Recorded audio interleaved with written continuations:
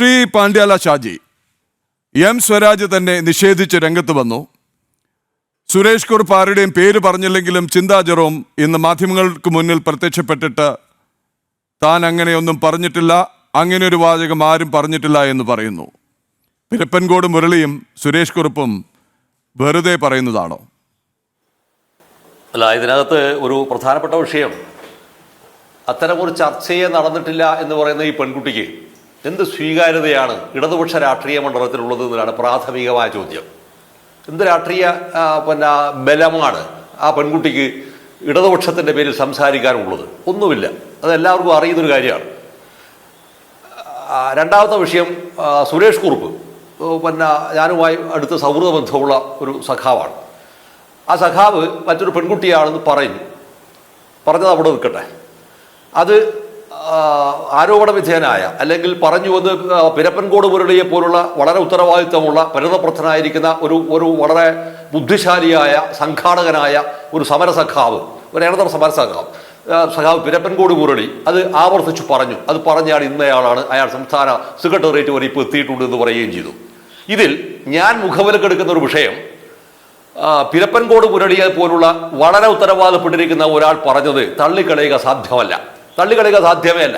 ഒരു കാരണവശാലും സാധ്യം. എന്തുകൊണ്ടാണ്? ഇതാണ് അതിൽ ആദ്യത്തെ ഒരു ക്വസ്റ്റ്യൻ വരുന്നത്. 1986-87 പീരീഡിലാണ് CMB വളരെ ഒരു പ്രധാനപ്പെട്ട ഒരു പൊളിറ്റിക്കൽ പാർട്ടി എന്ന നിലയിൽ ഫോം ചെയ്യപ്പെടുന്നതിന് മുന്നോടിയായി വരുന്ന ഒരുപാട് പ്രകമ്പനങ്ങൾ ഈ തിരുവനന്തപുരം നഗരത്തിൽ സൃഷ്ടിക്കപ്പെടും. ഞാൻ അന്നേരം തിരുവനന്തപുരം നഗരത്തിനകത്തെ ഒരു പ്രൊഫഷണൽ കോളേജിനകത്തെ ഒരു വിദ്യാർത്ഥിയാണ് ഞാൻ.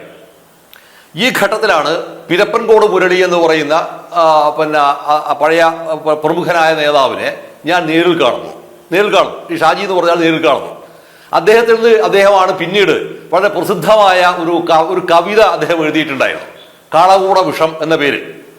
ഈ കാളകൂട വിഷം എന്ന പേരിൽ എഴുതിയിരിക്കുന്ന കവിതയിലൂടെ അദ്ദേഹം എഴുതിയത് തിരുവനന്തപുരത്തെ അന്നത്തെ ജില്ലാ സെക്രട്ടറി, അന്നത്തെ ഞാൻ ആളെ പേര് ഞാൻ പറയുന്നില്ല, അദ്ദേഹത്തിനെ നമ്മളെ പോലുള്ള ആളുകൾ പരസ്യമായും ആദ്യം രഹസ്യമായും പിന്നീട് പരസ്യമായും വിളിക്കാറുള്ളത് ഒരു എന്താ പറയുക, സോവിയറ്റ് പേരിനെ അനുസ്മരിക്കും വിധമാണ്.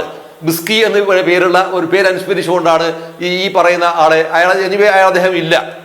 അപ്പൊ ഇതിന്റെ മേലെ ഒരു കവിത എഴുതിയതിന്റെ മേലെയാണ് പിരപ്പൻകോട് മുരളി എന്ന് പറയുന്ന സഖാവിനെതിരായിട്ട് പാർട്ടിയുടെ നടപടി ആദ്യമായിട്ടുണ്ടാവുന്നത്. അതായത് പാർട്ടിക്കകത്ത് പാർട്ടിയുടെ പ്രഖ്യാപിതമായിരിക്കുന്ന നയങ്ങൾക്കും നിലപാടുകൾക്കുമെതിരായി സംസാരിക്കുന്നവർക്കെതിരെ സംസാരിക്കുന്ന ഒരു പാർട്ടിക്കകത്തെ ജനാധിപത്യ ചേരിയുടെ അതിശക്തനായ വക്താവായി നിന്നിട്ടുള്ള ആളായിരുന്നു സഖാവ് പിരപ്പൻകോട് മുരളി. അതുകൊണ്ട് തന്നെ പിരപ്പൻകോട് മുരളിയെ പോലുള്ള ഒരു സഖാവ് ഇത്തരത്തിലുള്ള വളരെ ഗൗരവതരമായിരിക്കുന്ന ഒരു വിഷയം രേഖാമൂലം ഉന്നയിച്ചതിന്റെ ഭാഗമായും കൂടിയാണ് മിനിറ്റ്സ് ടേബിൾ ചെയ്യാൻ ധൈര്യമുണ്ടോ എന്ന് ഇപ്പോഴത്തെ പാർട്ടി സെക്രട്ടറിയെ അദ്ദേഹം വെല്ലുവിളിച്ചത്.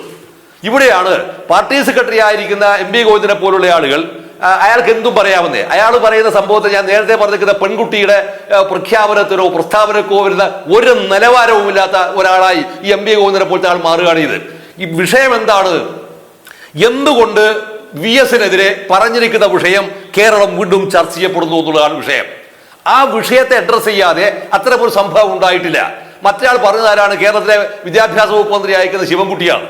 ഈ ശിവൻകുട്ടിക്ക് എന്ത് രാഷ്ട്രീയ മാന്യതയും എന്ത് ഇടതുപക്ഷ രാഷ്ട്രീയ മാന്യതയുമാണ് ഈ ശിവൻകുട്ടിക്ക് കേരള മണ്ഡലത്തിലുള്ളത്, കേരള പൊതുമണ്ഡലത്തിലുള്ളത്, ജനാധിപത്യ മണ്ഡലത്തിലുള്ളത് ഉണ്ടെന്ന് ആരെങ്കിലും പറയുമോ? ഒരാൾ പോലും പറയില്ല. നിങ്ങൾ അതിനെപ്പറ്റി എന്ത് തരത്തിൽ ആക്ഷേപിച്ചാലും ശരി അത് പറയില്ല. അത് പറയാൻ മാത്രം ഉണ്ടായിരിക്കുന്ന ഒരു രാഷ്ട്രീയ സ്വീകാര്യതയും നേടിയിട്ടുള്ളവല്ല. നേരത്തെ പറഞ്ഞിരിക്കുന്ന ഈ രണ്ട് പാർട്ടിക്കാരായിരിക്കുന്ന ആൾ വേണമെങ്കിൽ സഖാക്കൾ എന്ന് വിളിക്കാം. രണ്ട് പാർട്ടിക്കാർക്ക് പറ്റാത്ത ഒരു സ്വീകാര്യതയും ഇല്ലാത്ത ആൾക്കാരാണ്. പിന്നെ പാർട്ടി സംസ്ഥാന സമ്മേളനത്തിൽ പറയുമ്പോൾ പാർട്ടി സംസ്ഥാന സമ്മേളനത്തിലോട് ഒരാൾ പ്രതിനിധിയാകുമെന്ന് പറയാ, അതിനൊരു ചടുലതയുണ്ട്, അതിന് ആർജവമുണ്ട്, അതിന്റെ ഉത്തരവാദിത്വമുണ്ട്. വെറുതെ കണ്ട അണ്ടനെയും അടകൂടനെയും ചർച്ചയ്ക്ക് വേണ്ടി ഉപയോഗിക്കുന്നവരെ കൊണ്ട് എന്തും വിളിച്ചു പറയിപ്പിക്കാനുള്ള ടൂളായി മാറ്റപ്പെട്ടതിന്റെ ദുരന്തമാണ് ഈ സാധനം.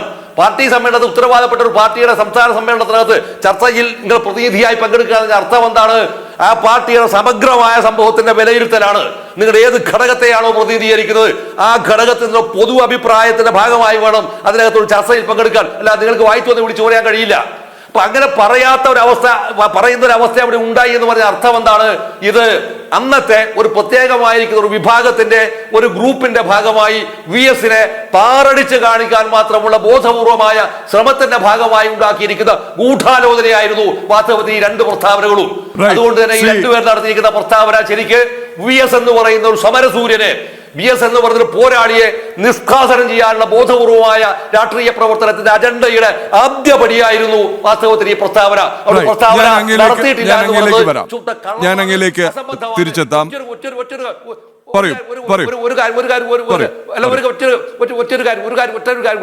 പൂർത്തിയാവില്ല. ഇതോടൊപ്പം തന്നെ ചോദ്യം എന്താണ്, ഇത് ആർക്ക് വേണ്ടിയാണ് ഈ പ്രസ്താവന ഇവർ നടത്തിയത്? ആർക്ക് വേണ്ടിയാണ് നടത്തിയത്? അവിടെ ഒരു സ്ത്രീ പറഞ്ഞു എന്ന് പറഞ്ഞാൽ അത് ഒരു സ്ത്രീ അല്ല. ഇതാണ് അതിൽ ഏറ്റവും ബേസിക് ആയിരിക്കുന്ന വിഷയം. ആ സ്ത്രീ ആർക്ക് വേണ്ടി പറഞ്ഞു എന്നതാണ് വിഷയം. അതാണ് ചർച്ച ചെയ്യുന്ന വിഷയം.